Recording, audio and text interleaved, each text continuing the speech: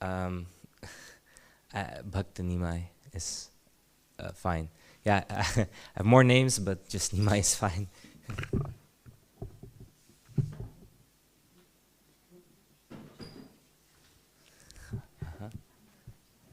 No.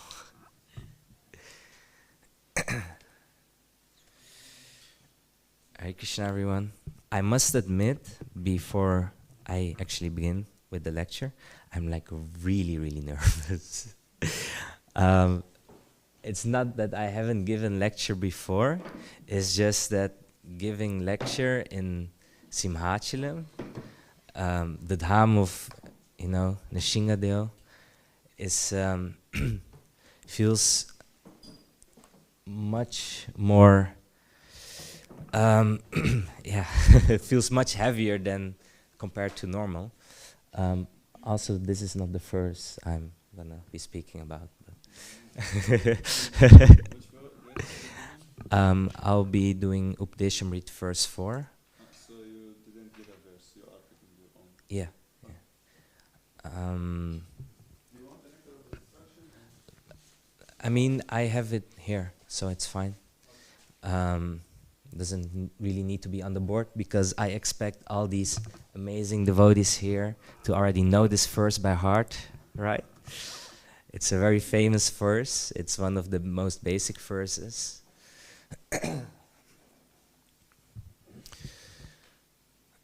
Nama Om Vishnupadaya Krishna Prasthaya Bhutale Shimate Bhaktivedanta Swami Iti Namine Namaste Saraswati Deve Gauravani Pracharine Nirvishesha Sunyavadi Paschatya Deshtarine Om Jnanatimirandasya Jnananjana Shalakaya Chaksur Ummilitam Yena Tasmai Shri Guruve Namaha Shri Chaitanya Manobishtam Stapitam Yena Bhutale Swayam Rupa Kadamayam Dadati Svapadantikam Vandeham Shri Guru Shri Yutapad Kamalam Shri Gurun Vaishnavamsha Shri Rupam Sagrajatam Sahagana Raghunatan Vitam Tam Sajivam Satvaitam Savadutam Parijana Sahitam Krishna Chaitanya Devam Shri Ruda Krishna Padan Sahagana Lalita Shri Vishakhan Vitamsha He Krishna Karuna Sindhu Deenabandhu Jagatpate Gopesh Gopika Kantha Radha Kantha Namostute Tapta Kanchana Gaurangi Radhe Vrindavaneshwari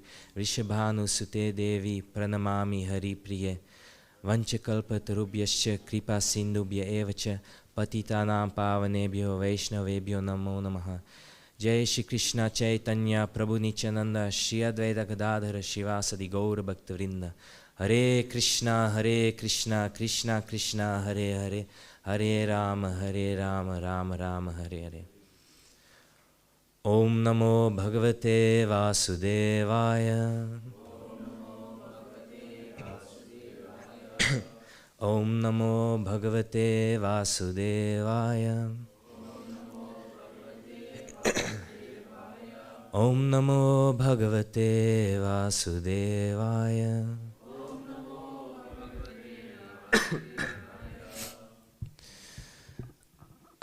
So we're gonna be reading from Nectar of Instruction, verse 4. Because it's not on the board, I'll just recite it first. We'll do it line by line, and then we move on. Dadati pratigrinati guhyam akyati prichyati bhungte bhojayate chaiva satvidham pritilakshanam. Offering gifts in charity, accepting charitable gifts, revealing one's mind in confidence, inquiring confidentially, accepting prasad, and offering prasad are the 6 symptoms of love shared by one devotee and another. Please repeat after me. Dadati pratigrinati guhyam akyati prichyati bhungte bhojayate chaiva Satvidham pritilakshanam. Anyone who knows it by heart wants to repeat it? Or yeah. Okay, it's also fine. It's great.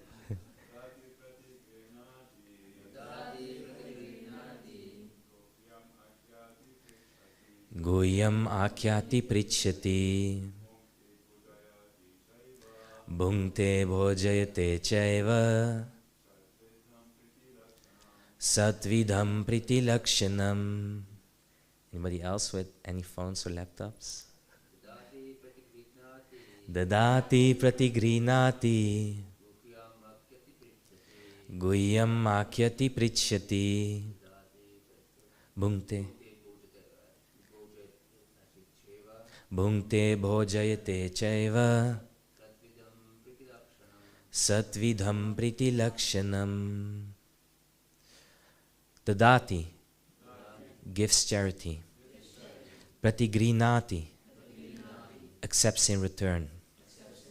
Guhyam confidential topics. Akyati explains. Prichyati inquires. Bhungte eats. Bhojayate feeds. Cha also. Eva certainly. Satvidham 6 kinds. Priti of love. Lakshanam symptoms.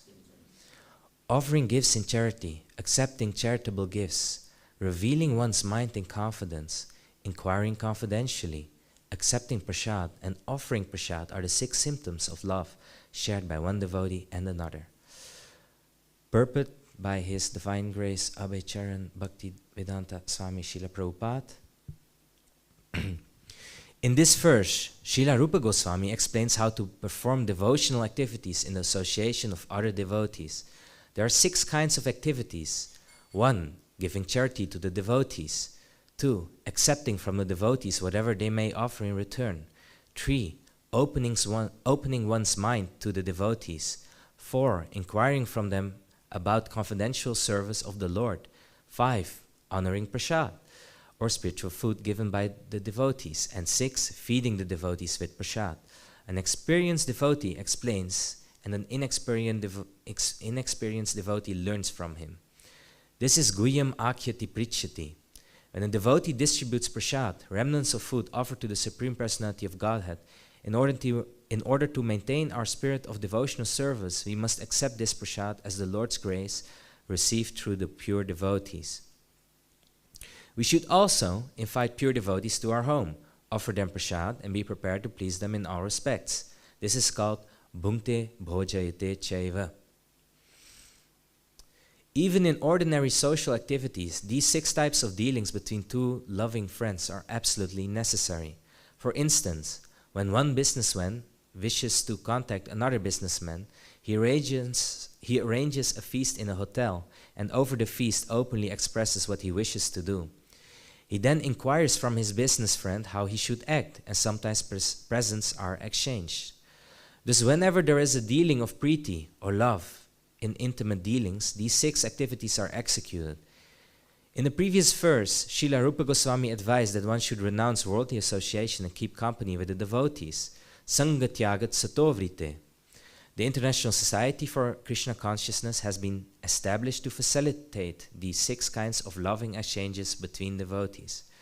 This society was started single-handedly, but because people are coming forward and dealing with the give and take policy, the society is now expanding all over the world. We are glad that people are donating very liberally to the development of the society's activities, and people are also eagerly accepting whatever humble contributions we are giving them in the shape of books and magazines, dealing strictly with the subject matter of Krishna consciousness. We sometimes hold Hare Krishna festivals and invite life members and friends to participate in the feasting by accepting prasad.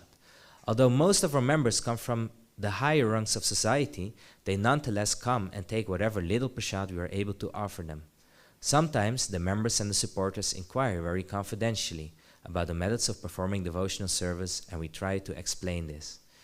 In this way, our society is successfully spreading all over the world, and the intelligentsia of all countries is gradually appreciating our Krishna conscious activities. The life of the Krishna conscious society is nourished by these 6 types of loving exchanges among the members. Therefore, people must be given the chance to associate with the devotees of ISKCON, because simply by reciprocating in the 6 ways mentioned above, an ordinary man can fully revive his dormant Krishna consciousness. In Bhagavad Gita 2.62, it is stated, Sangat sanjayate kamaha. One's desires and ambitions develop according to the company one keeps. It is often said that a man is known by his company, and if an ordinary man associates with devotees, he will certainly develop his dormant Krishna consciousness. The understanding of Krishna consciousness is innate in every living entity and is already developed to some extent when the living entity takes a human body. I'll not read the full purport. I'll just read 2 more shlokas that Srila Prabhupada cites in his purport. It is said in the Chaitanya Charitamrita, Madhya Lila 22.107, Nitya Siddha Krishna Prema Sadhya Kabhu Naya Shravanadi Sudha Chite Karaya Udaya. Pure love for Krishna is eternally established in the hearts of living entities. It is not something to be gained from another source when the heart is purified by hearing and chanting. The living entity naturally awakens.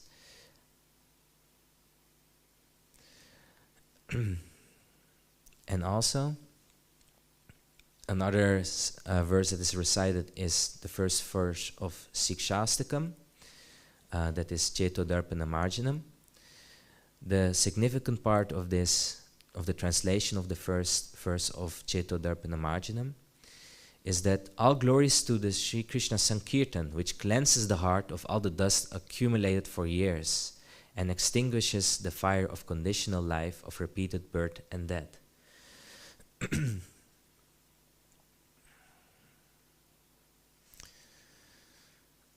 So, the 6 loving principles of the 6 loving principles which you can share with other Vaishnavas, with other devotees, they are very powerful when performed with deep faith. If we look at the Chaitanya Charitamrita, the Chaitanya Charitamrita largely consists of Lord Chaitanya demonstrating these 6 loving principles with his associates. A large portion is just simply dedicated to describing how they exchange prasad with each other and how they give gifts to each other with deep affection and devotion. A very significant part of this verse is the last line, which says, Sat Vidham Priti Lakshanam. This particular line is significant because Priti Lakshanam, the word itself describes that the love is already there. And the cue is that we learn how to express that love. And that's where the lecture is going to be about. So we know what the 6 loving principles are. We have just heard them.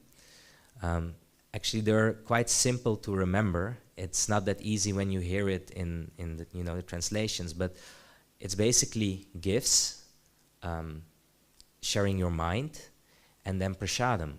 And then these 3 are then obviously giving and accepting gifts, sharing your own mind, but also receiving the thoughts of others, and then also giving prasad and accepting prasad.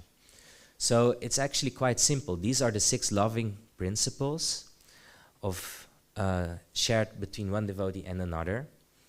And they might seem quite simple at first sight, but they are actually quite difficult to master. And today I'm going to make an attempt to see if we can together maybe learn how to do these 6 symptoms of love a bit better to other Vaishnavas. So a very significant observation we see from the purport of Srila Prabhupada is that he stresses that the dati pratigrinati, the giving is and receiving, it's selfless. It's you give and receive, but you don't expect anything in return. And that's the significance of giving, because truly giving is giving without expecting anything in return. Otherwise, it's not really giving. It's like a business deal, and we don't make business deals. What we do is we share love. Obviously, and that's also why Srila Prabhupada mentions Shikshastakam and mentions the shlok from Chaitanya Charitamrita. The best gift we can give each other And the best gift we can receive is obviously the holy name. Hare Krishna, Krishna Krishna, Hare Hare, Hare Rama, Rama Rama, Hare Hare. So the holy name forms the basis of the giving and receiving. And that's from where we build it further up. So let's start at the basics. Let's start with Vaishnava Sambandha. Vaishnava Sambandha literally means the relationship between Vaishnavas. So, at first sight, it may seem quite simple, but we have to start at the point of what is a Vaishnava. Okay? Anybody know? Anybody want to take a guess at what makes someone a Vaishnava? Do you know, Rinda, by any chance?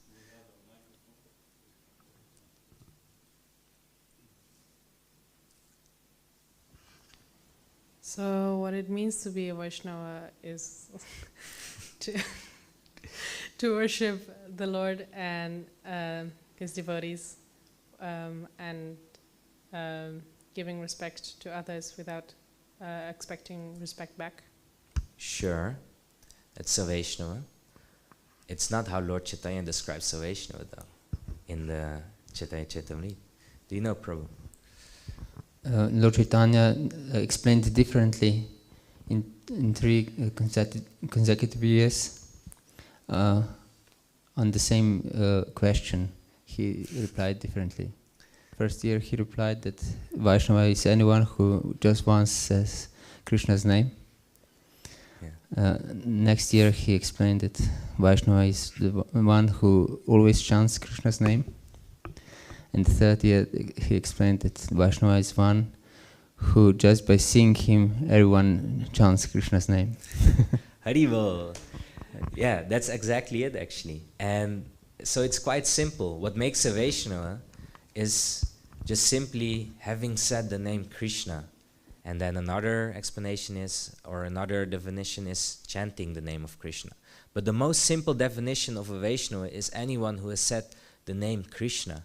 So as soon as someone walks into the temple and they utter the name Krishna, you should already consider them a Vaishnava. And then from that point onwards, it's already important that you establish a loving relationship with any such Vaishnava, so that you deepen your connection with them, but also deepen your connection to Krishna.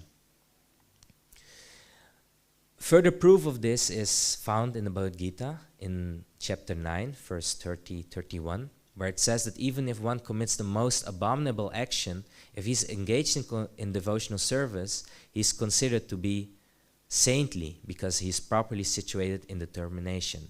He quickly becomes righteous and attains lasting peace. O son of Kunti, declare it boldly that my devotee never perishes.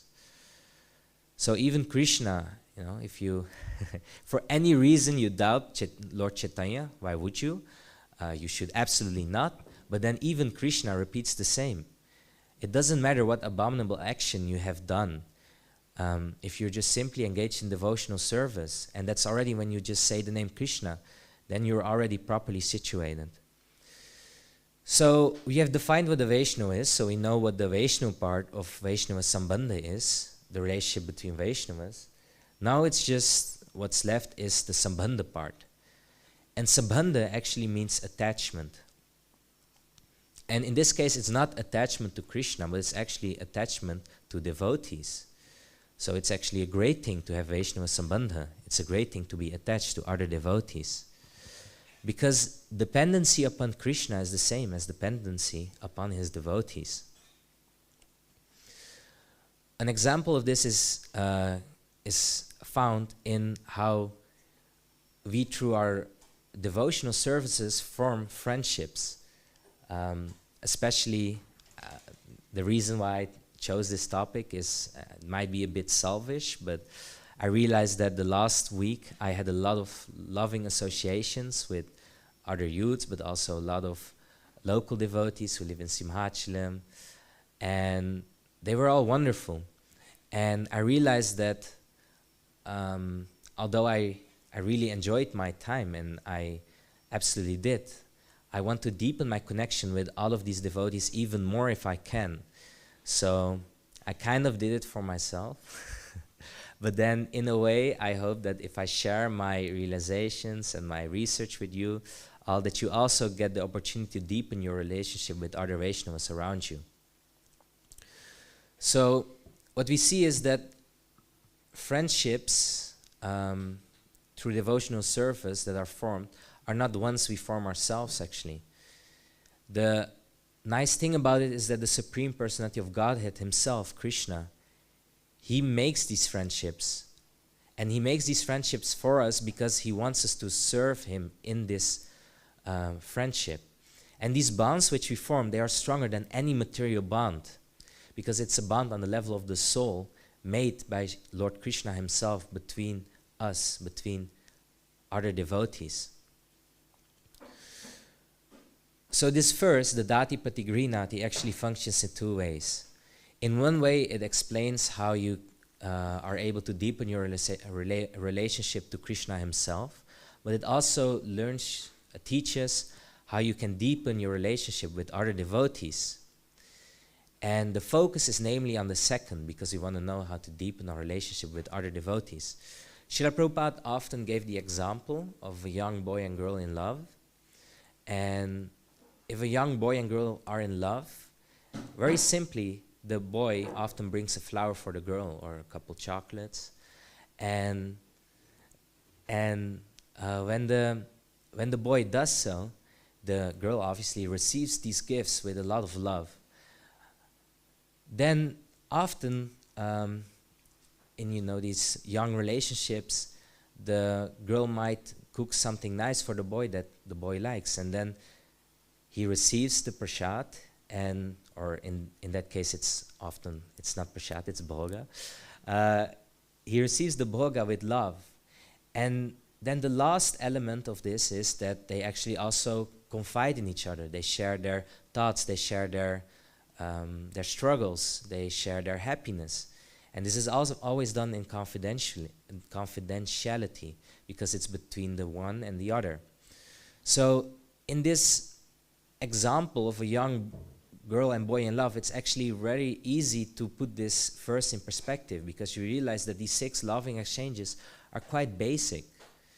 We just have to extrapolate them from the material platform and apply them to our spiritual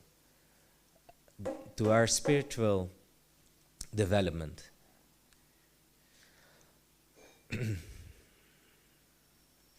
Srila Prabhupada, Shri Prahlad Nrsimha Bhagavan ki.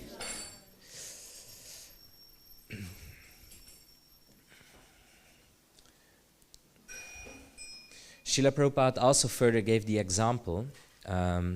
He once said, this was a room conversation, May 9, 1975. He says these are the 6 reciprocal exchanges between the lover and the beloved. So he's speaking about the 6 loving exchanges. If I love you because you are beautiful for my sense gratification, but I keep everything secret, that is not love.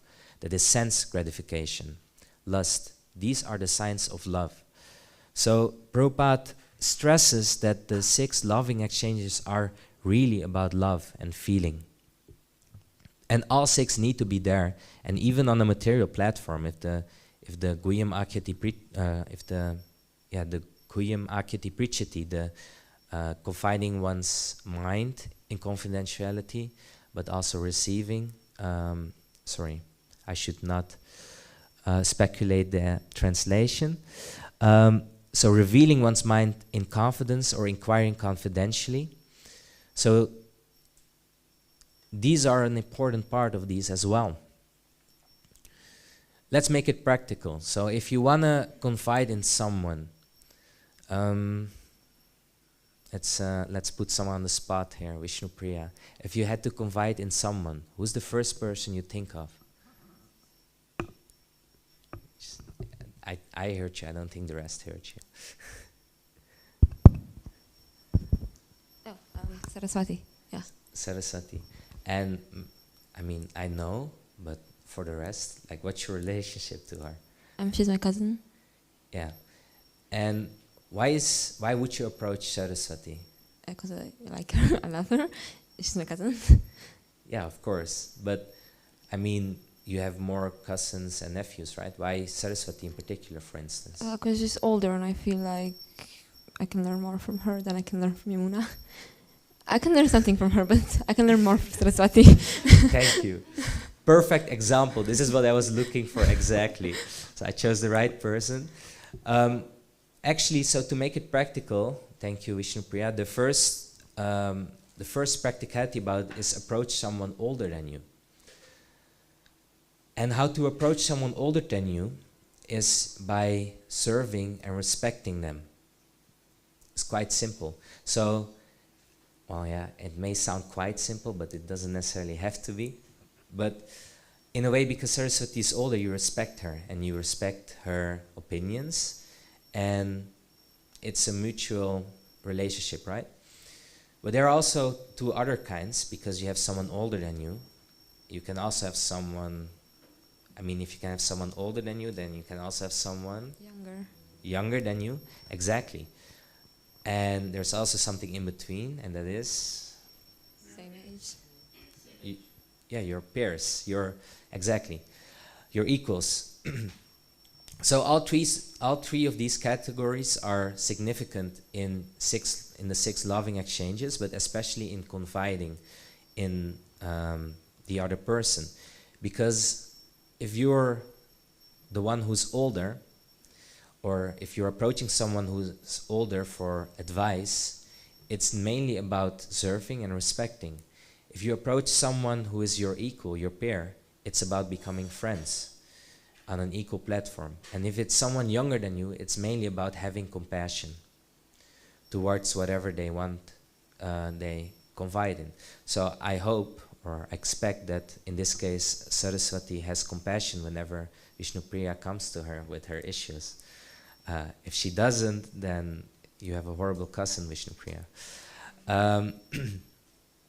So it's actually quite practical. It's also very important.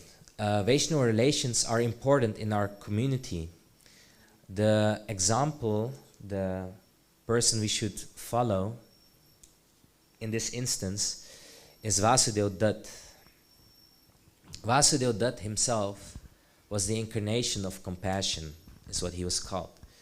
He was the incarnation of compassion because he was willing to free the whole world, even if it meant his own demise. He was willing to go to hell for everyone. It's quite beautiful. It's like the incarnation of compassion. It's like the maximum amount of compassion you can have. You are willing to suffer for eternity as long as nobody else has to. Not only that, Vasudeva Dutt also donated all his money as a grihastha. It was actually that bad that he was really bad with his financial management, and because of that, Mahaprabhu he appointed Shivananda Sena as his financial counselor, because otherwise Vasudeva Dutt with his compassion would just like get all the money out, and there won't be left anything to sustain his grihastha life, which is not a great thing, but it's very beautiful that he had this much compassion. And this compassion is something we can bring to our Vaishnava community. In the Vaishnava community, it's very important that we have this dependency upon each other. And the example of Vasudeva Dutt is beautiful because on the one hand, it shows that compassion is really important in deepening your relationships. But on the other hand, it also shows that the devotees among you care enough to make sure that you sustain a healthy devotional life, right? I mean, if Vasudeva Dutt wanted to donate all his money, sure, go ahead, do so. Why should you care, right? But actually Mahaprabhu did care, because there were loving exchanges and there were intimate, deep relationships. And because he did care, he cared enough to appoint Shivananda Sena to order his finances. And the Vaishnava community should preferably, hopefully, be like that as well, where we have dependency upon each other and where we can rely on each other. To do this, there are two important factors which are necessary, and that's understanding and love. The wrong interpretation of understanding and love are impersonalism and sentimentalism. So impersonalism is the illusion that we are actually independent from each other. And then the sentimentalism is that you leave all fate behind and you completely focus on just the relationships. And both are wrong. So first of all, the illusion that we're independent of each other. So an example of that would be, imagine the devotee who goes to the forest and he says, I don't need any devotee association, I just jam my japa. And surely there should be devotees who are fixed in that mindset and could reach Krishna in that way. Maybe a better example would be a devotee who thinks he doesn't need the association of other devotees. He maybe just lives among, he just goes to work, he lives his life regularly and doesn't feel the need to be dependent upon other devotees. That's an illusion, because devotees need to rely on each other, because association is such an important part of our philosophy. And the complete other side of it is sentimentalism, where you abandon everything. You say, I don't need to chant, I don't need to read Bhagavatam, I don't need to read Gita. The only thing I do is I completely focus on the relationships with other devotees. And that means I just hang out with other devotees. It can be in a good way or a bad way. Maybe just do kirtan all day, or maybe just talk all day, do a lot of prajalpa all day. Maybe we sit around the campfire till 2 a.m. or 3 or 4 or however late, doing a lot of prajalpa. And you abandon everything else. That's also the wrong interpretation of devotee association. There is a nice story. It's a story about Krishna and Sudama. I think it's a story maybe most of us have often heard before, but because it's so beautiful, I'm just gonna tell it anyway. So, it's the one story where Sudama visits Krishna after many, many years. Sudama had it quite difficult in his grihastha life with money, and his wife encouraged him to go to Krishna because Krishna is a rich prince, his best friend, he's Krishna. Obviously, he's rich. He has everything. So Sudama is kind of commanded by his wife to go to Krishna. And Sudama goes to Krishna with the intent to ask Krishna for something, but he's really hesitant about it. As he arrives at Krishna's palace, the first thing that happens is Sudama is placed on the throne, the own throne that Krishna sits on. He's placed upon that throne, and Rukmini herself comes and she, how do you call it? With the feathering or fairing, yeah. Rukmini herself comes to fair. Is it fair? Fan. Yeah, it's fan. Sorry, it's. I want to say it's quite early, but it's not anymore. It's 8:30. It shouldn't be early for a devotee, so I have no excuse. It's just a lack of English. So Rukmini herself comes and fans Krishna. Comes and fans Sudama, and Krishna himself washes the feet of Sudama. After he washes the feet of Sudama, he takes the water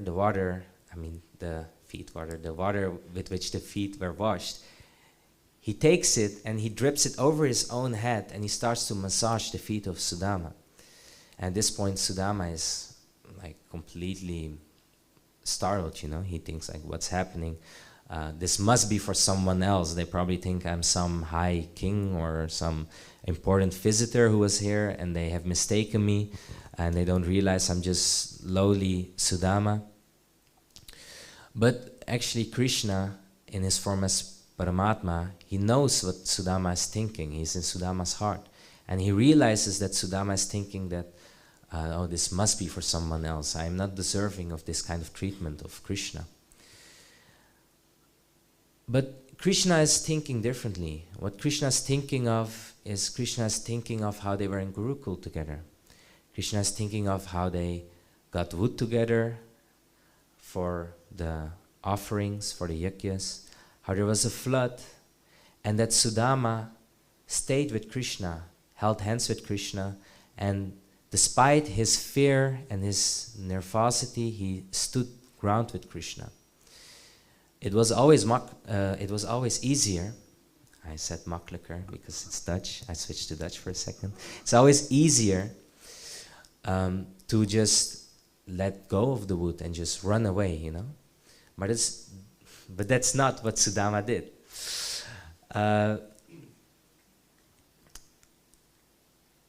It's an example of how the loving exchange between Sudama, the loving friendship between Sudama and Krishna was. Sudama was there for Krishna through thick and thin, and obviously he's the Lord, but they're also just friends. And Krishna often displays the loving exchanges between friends in his form as Krishna, between Sudama, for instance, but also with the Pandavas, and also with Arjun, obviously. And the moral of this story is that Sudama actually, he came for money, but he left with satisfaction. He left with love and respect in his heart. And that's what devotees should aspire to always give other devotees after an interaction with another devotee. So it's important to have understanding, and it's important to have love. And it's best demonstrated by this Leela of Sudama and Krishna. Because Sudama was hurting, he had some kind of pain and ache in his heart, and Krishna took it away with love and respect. Obviously because he's Krishna, but also because he shared these 6 loving, intimate forms of exchange with Sudama. And we as devotees should aspire to do the same. Obviously, Srila Prabhupada was like this as well. There is this one famous example of Srila Prabhupada. I don't know how famous it is, actually. I call it famous because I think I've heard it before, but I'm not entirely sure. So it might not be famous, but it's something that happened. So one of Srila Prabhupada's disciples, called Shyam Sundar, he came to Srila Prabhupada full of tears. He was really upset. And he said, Gurudev, I made a great offense, and I'm going to go to jail. And Srila Prabhupada saw the pain and the ache in Shyam Sundar's heart. He saw how much it hurt him that he had made this offense and that he had to go to jail. Obviously, Srila Prabhupada should have chastised him, you know, like, why are you going to jail? What have you done? But that's not what Srila Prabhupada did. Srila Prabhupada replied, so what? Krishna was born in a jail cell? What's the problem? So obviously Shyam Sundar was like, whoa, I didn't expect this reaction from Srila Prabhupada.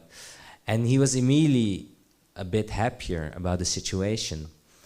And then Srila Prabhupada continued, he said, okay, what do you actually have to go to jail for, Shyam Sundar? And Shyam Sundar replied that, Srila Prabhupada, before I met you, I used to be a drugs dealer. And he said with a lot of pain in his heart, because at this point he is a devotee. He has, he has felt a different kind of satisfaction in his life. He has found Krishna consciousness. And it really hurts him to say that he was a drugs dealer. And Srila Prabhupada replies, he says, so I used to be a drugs dealer as well. I had my own apothecary. My own pharmacy, Prayag pharmacy actually.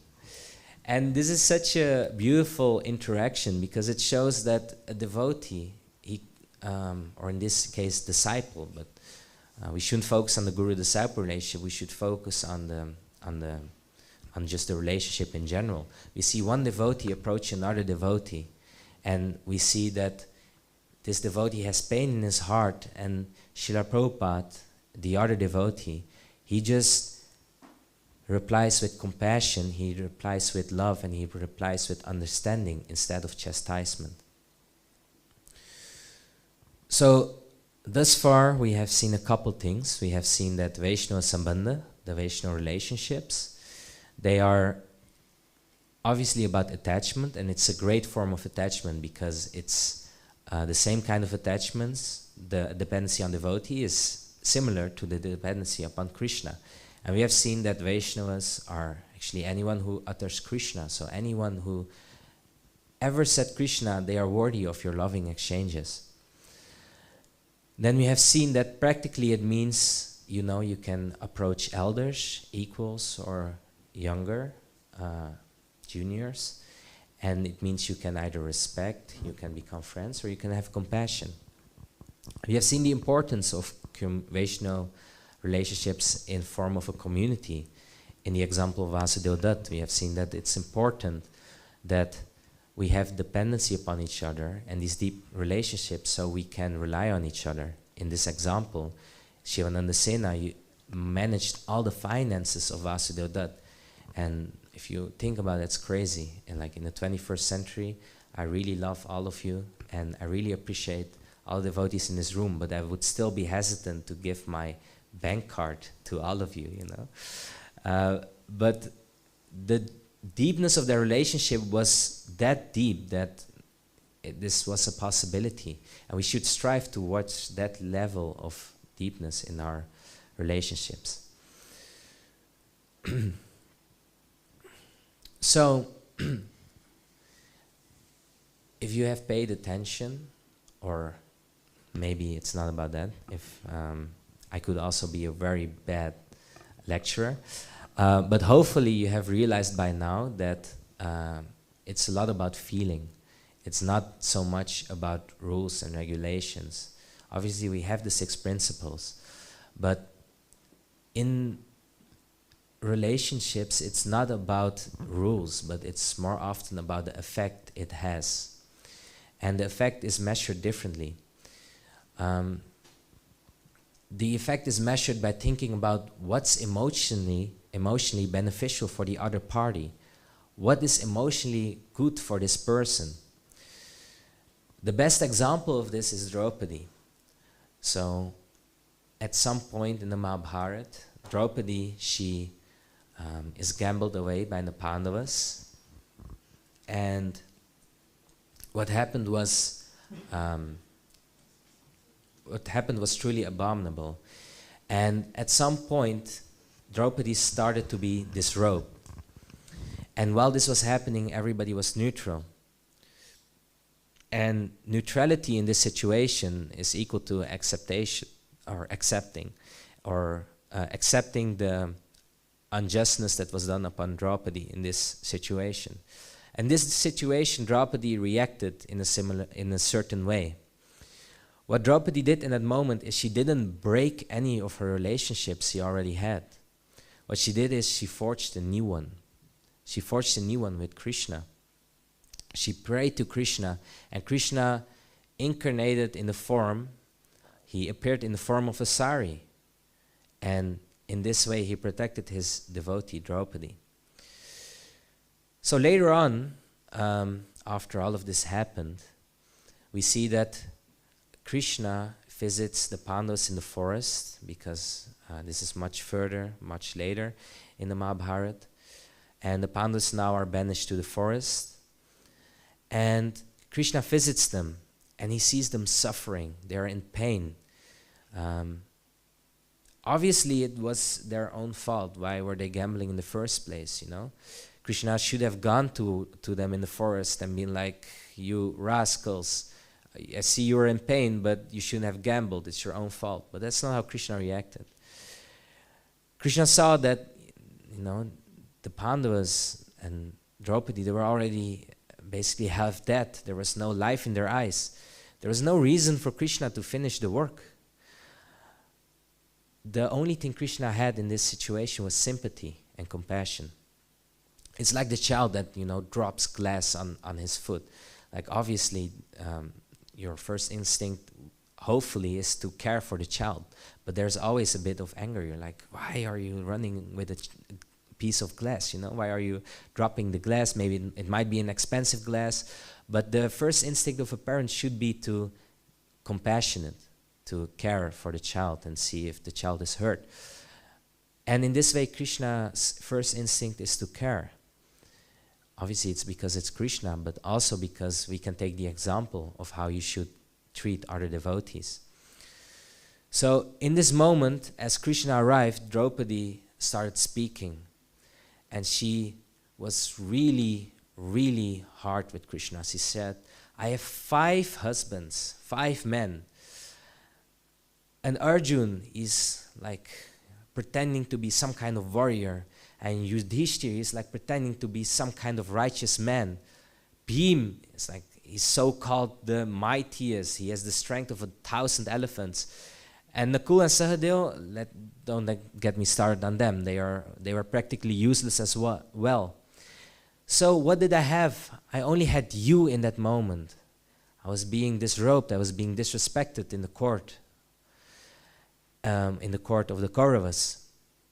But where were you? You were nowhere to be found. And Draupadi goes on, and she gives 4 reasons why Krishna should have protected her, while Krishna didn't in her eyes. She was really hard with Krishna. She said, I'm your friend. I'm your devotee. I was a helpless woman. And also I was born from fire. These are 4 reasons for you to have protected me, but you didn't. Krishna saw this emotional pain and trauma that Draupadi was going through. And Krishna's first instinct wasn't to reply like, who gave you the sari then? Was it your father? He knew that it was him. He gave the sari. His first instinct wasn't to reply like that. I mean, Krishna could also have replied like, yeah, such is life, it's all misery. What do you expect from the material world? It's all misery. He could have said, okay, tonight I will give a lecture on the miseries of the material world, and then you will realize it's all misery and it's all fine. It often happens like that I mean, maybe I've experienced it. So it's like the first, if you share your pain, you share your struggles. You often hear devotees say, yeah, it's life, it's misery. So what are you going to expect? Just read about the miseries of material life in the Bhagavad Gita and chant and be happy. Jai. But this is also not how Krishna replied. Also, Krishna could have been like, it's karma, it's your own fault. No, that's not what Krishna did either. He could also have said, yeah, it's karma because you stole some clothes of somebody else in one of your previous lives, and that's why you deserve this. That's also not how Krishna replied. And Krishna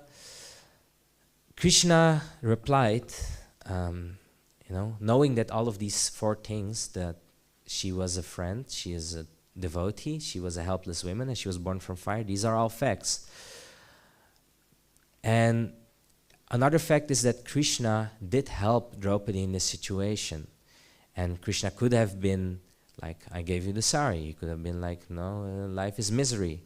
Or he could have been like, it's karma. But Krishna was just there, and he looked at the emotional state of Draupadi, and he looked at what was best for her, and he chose to care for her and tell her it's all okay, it's fine. And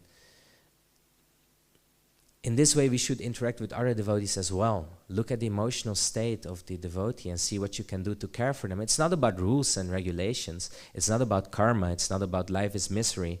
No, it's more about feeling and seeing what is emotionally necessary to the other devotee, the other party. We see that often devotees, they are very attentive. They have feeling. In the example of Narad and Mrigari, Mrigari was a hunter who chose to half-kill animals, so it's quite gruesome, He shot the animals with an arrow, and afterwards he went and broke their legs and just had them suffer, and they were suffering until they died. And Narad Muni saw this trail of half-dead bodies, like screaming animals, and he went towards Mrigari and he asked Mrigari that, please, at least kill these animals completely, don't make them suffer. And now here you see the sensitivity of the devotee, Narad Muni. He was sensitive to the suffering of these animals. And he realized that the hunter is not going to stop hunting, then at least fully kill the animals. And even a butcher when butchering, they are careful not to cut their own fingers, but it never thinks about the animal. It only cares about itself. It's very important that devotees, they realize that it's about feeling, but devotees are often attentive. It's just you have to put it into practice. And you also have to be careful not to become insensitive by being too strict with philosophy, because it's not about rules and regulation, but it's about emotion and feeling. You know, imagine there has been a terrorist attack. Imagine it's like 9/11, and devotees go on the streets and they go like, "Jay, good for them. Let's go. They were like filthy mlechas, cow eaters. They deserve to die." Devotees aren't like that, and they shouldn't be like that. Philosophy obviously says that it's a result of karma, it's a result of material life, it's material misery. Doesn't mean we should be uncompassionate towards the suffering of others. So it's not about the words, it's not about the rules, it's about the feelings. But it's also not about what you say, but it's more about what is behind the feeling. So the last example I'm giving in respect towards this is that at a certain point Yudhishthir gave the command to Arjun on the battlefield of Kurukshetra to defeat Karna, and he said, "Today we are defeating Karna and we're not going back until you have defeated Karna, Arjun." And what happened was, during the fight, somehow, some way or another, the flag of Yudhishthir fell down from the chariot, or it like half fell down. And this is a sign that the soldier who is on that chariot, in this case Yudhishthir, is dying. And Arjun noticed this, and Arjun's first instinct was not to go after Karna. He said, head back, and they headed back. And Yudhishthir was like happy. It's like, oh, Arjun is saying to head back, so obviously Karna must be dead. As they came back to base camp, Arjun saw that Yudhishthir was in perfect condition, and Yudhishthir approached Arjun and he asked him, "So you killed Karna?" And Arjun was like, "No, I thought you were in trouble, so I thought to turn back. It's the love." And Yudhishthir went ballistic on Arjun. He said, "It's useless to have expectations from you. I should have trusted Sahadev. Like even a piece of grass, one grass, no, not a piece of grass, one, sorry, what? Blade. Yes, thank you. One blade of grass has more worth than you." He goes as far as saying that our mother Kunti should never have given birth to you. And he says, better you throw your Gandiva bow away. He's really hard with Yudhishthir. And Arjun's first instinct was, when Yudhishthir attacked him with these words like that, he pulled his sword, and Krishna immediately said, Arjun, what's happening? Why are you pulling your sword? Enemies, everybody, fighting position, there's an enemy somewhere. And obviously, he's like, take cover, And obviously, there were no enemies, it was just Yudhishthir. And because of Krishna's reaction, Arjun realized that, yes, what I'm doing, I'm like pulling my sword on my own brother because of his harsh words. And Krishna approached Arjun, he said to Arjun, you hear his words that he is saying, but do you feel the misery that he is feeling? You have to imagine that Yudhishthir has been going through a lot of misery. He wants Karna to die because he has seen Karna destroy soldier after soldier, and he has seen Karna cause so much misery to his dynasty.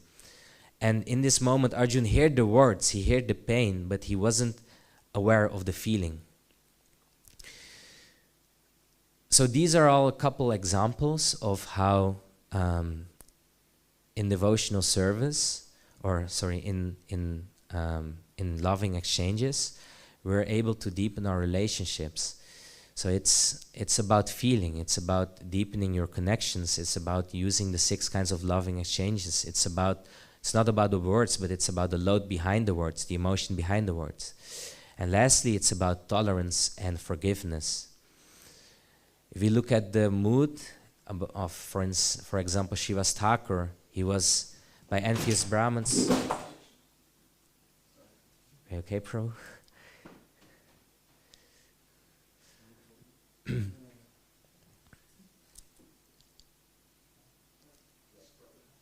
If you look at the mood, for instance, of Shiva's Thakur, we see that envious Brahmins accused him of being a Durga worshipper, but he humbly proclaimed, yes, that's true.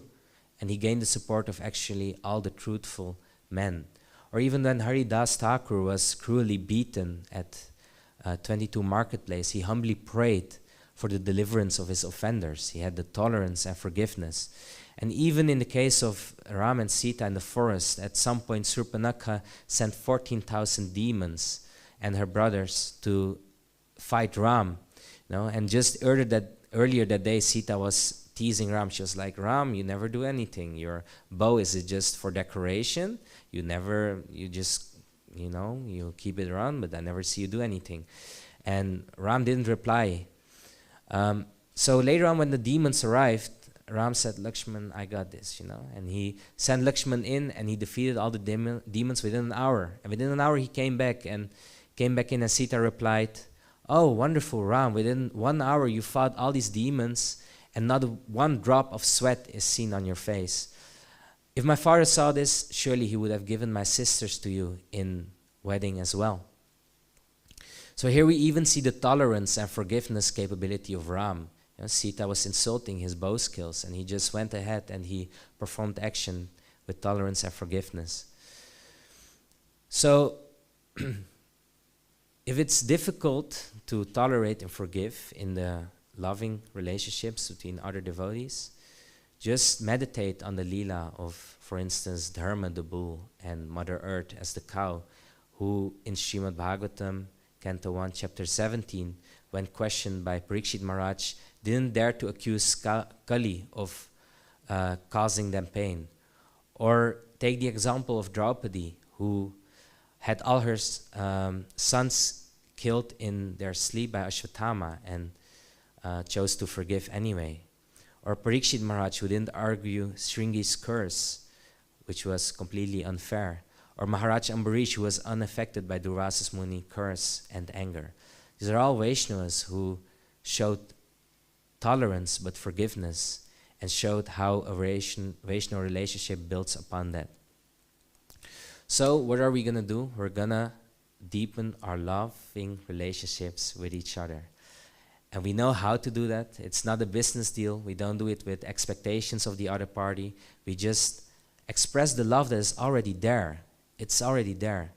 Priti Lakshanam. It doesn't have to be created. We just have to know how to express it. And we have 6 ways to express it.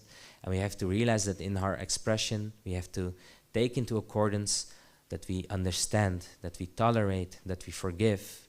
And most importantly, that we feel and not simply hear the other party and the devotees around us.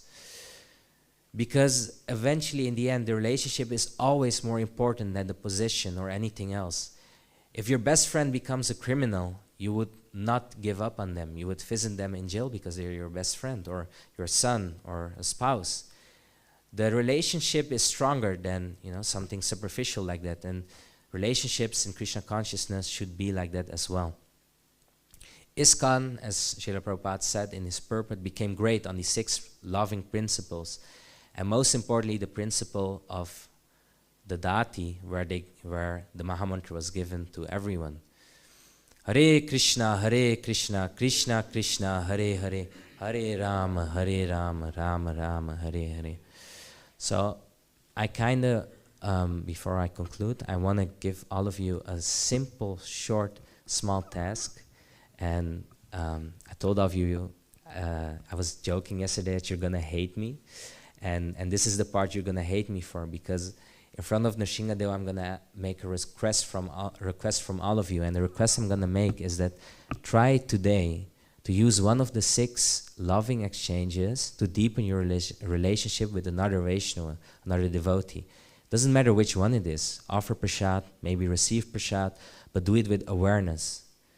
And try to make that promise in your heart to do that today, just to experience what it means like to deepen your relationship and your connection with another devotee. So I'm certainly going to make that promise myself. I'm going to make sure I do that today, so simply just so I put it into practice, and I will deepen my relationship with maybe a couple or just one Vaishnava in particular today, and I hope all of you will do that as well. I want to humbly apologize if I made any offenses or I made any mistakes during my lecture. If I did so and you're aware of it, please point it out. And are there any questions? Thank you for listening. Yes, Prabhu. Haribol. Hare Krishna Prabhu. Thank you, Nimai Prabhu, for the wonderful lecture. I want to ask regarding the 6 loving exchanges, so like accepting and receiving, accepting and giving gifts and prasad doesn't seem to be so difficult, but about opening the mind to other people and hearing also their mind. So let me formulate the question a little bit. So like, how do we know that it is the right moment and the right person that we open our mind and heart to? Because usually we see each other during the day. Oh, Hare Krishna, how are you? And usually the answer is expected, fine, and that's it. Nobody expects you to say, no, I'm feeling terrible, I'm having a bad day or whatever. So how do we know that we are not, overwhelming the other person by actually opening ourselves, our hearts to him? And yeah. Thank you for your question. I may not directly know how to answer it, but I do remember what I was taught about something similar in Bhakti Shastri. So in that particular case, some devotee asked that, suppose you have difficulty confiding. I think like most practically, if you want to talk with someone and confide in someone, obviously you would have to see who would be most suited to do so. It would be a senior you trust, but then it would be important that it's a senior you actually trust. If it's not a senior you feel you can connect and trust, then it has no use to confide in them because the exchange will be fruitless or useless. That was something that was said in during Bhakti Shastri. So at the time it was my teacher who gave that example, and I can just only repeat that, and I don't have like further knowledge about it. But then he also gave another example of suppose it might be difficult for you to receive somebody's confidential sharings of their own mind.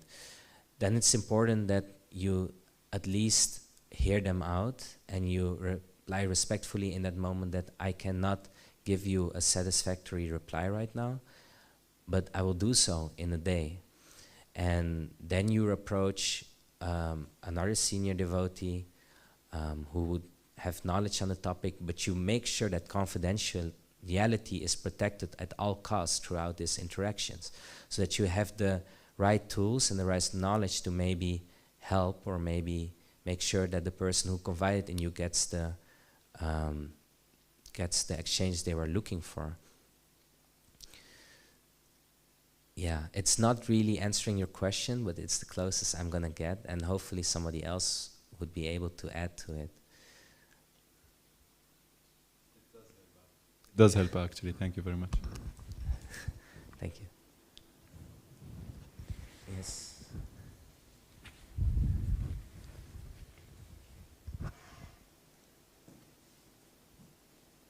You said that anybody who ever said Krishna is worthy of our loving exchanges. Yeah. So maybe you can like specify a bit, because like for example, a person can say Krishna like blaspheming, like with hatred, and like what then our loving exchange towards them is.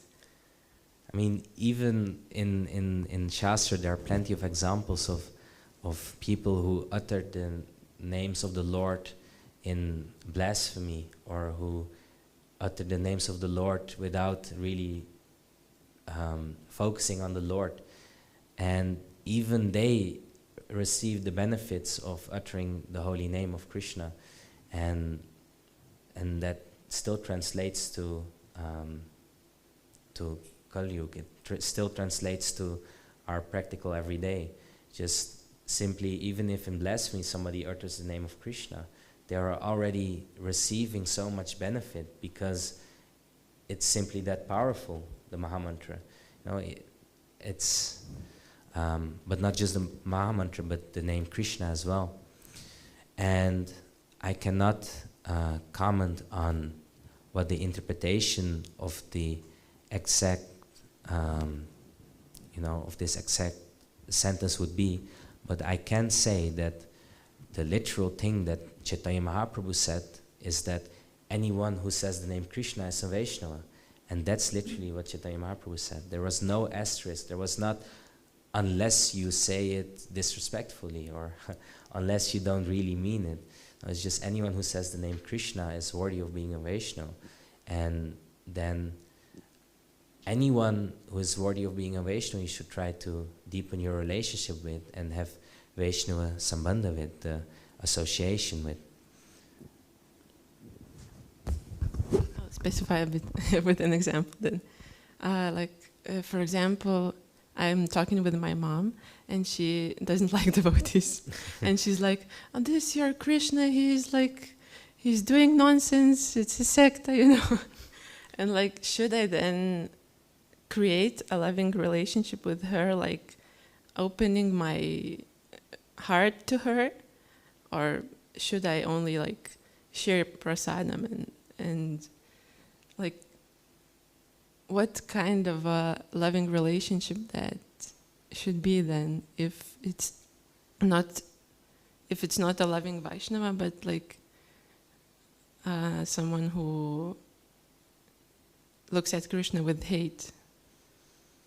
Oh, yeah, that's quite interesting. I mean, just the power of prasadam itself is already that powerful that if you offer prasadam, I mean, I hope at least your mother loves to taste tasty food, right? No? She hates tasty food? That's okay. That makes it quite difficult.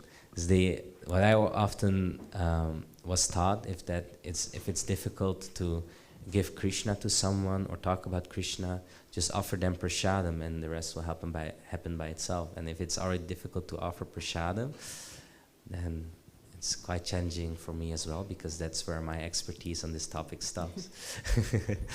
Because I would say give prasadam in a loving manner, and prasadam, it removes, it removes a lot of the dust on the heart, as the holy name does, because it's just that purifying.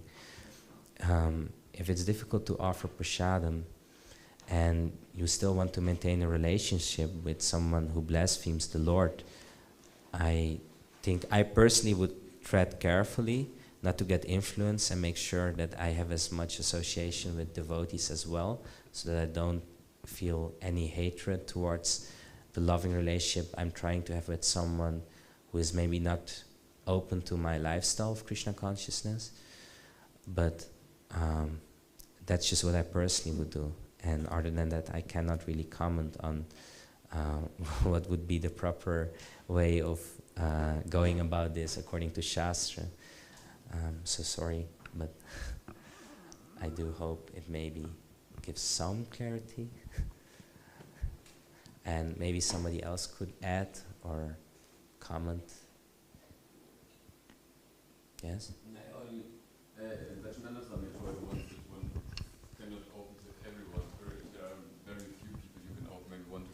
In your whole life, and that's it. But yeah, so that we should not, or that it's not possible to open to everyone because there are different types of people. Yeah, exactly. And So it's like, But it's good if we have at least some, because then we're not completely lost. yeah, No. so even if you share the 6 loving exchanges, it doesn't have to be that you completely invest in like 1 or 2 in one person. It's like you can divide them. Surely you can have all 6 with some devotees. Maybe you have like 3 with some, 2 with some, but you always try to increase it as much so that you feel as much as a Vaishnava community as possible. And then also when you confide in others, when you do so, it's more important that you confide in someone you can actually confide in and trust than it is important to talk with a senior. So, for example, often you hear the advice that people say, yeah, go talk with a senior about it. But then if there is no senior around you feel you can confide in or trust or talk to, then it's no use. It's better you don't share in that case and find some other alternative. Maybe talk to a peer who maybe has a better relationship with senior devotees in your temple, and they might be able to find some solution or some kind of solution to your problem. And it doesn't necessarily have to be about a solution. Sometimes simply the sharing your emotions and feelings can be enough to feel the loving exchange. And I at least noticed that as soon as I confide in my friends, it already lifts a lot of burden on my heart, and especially when they are devotees. And yeah.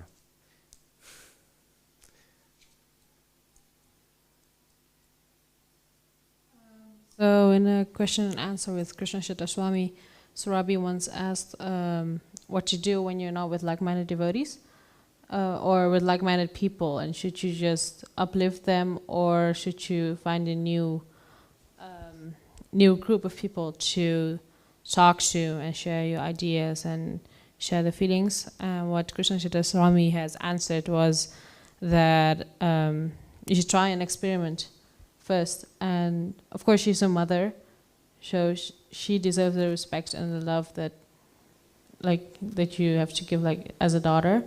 However, if it doesn't work for you and you have tried, it's better to, I don't say that you have to abandon her or anything, but as much as you can, but as long as it's not affecting your sadhana, your mental health, and you feel like you can do better, you should definitely search for another group. That's what Krishna Chitta Swami said in between lines. Thank you. That's a great addition.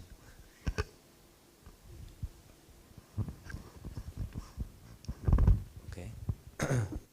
So then let's conclude. Shri Shri Prahlad Nrsimha Bhagavan ki, Srila Prabhupada ki, Nitai Gaura Premanande.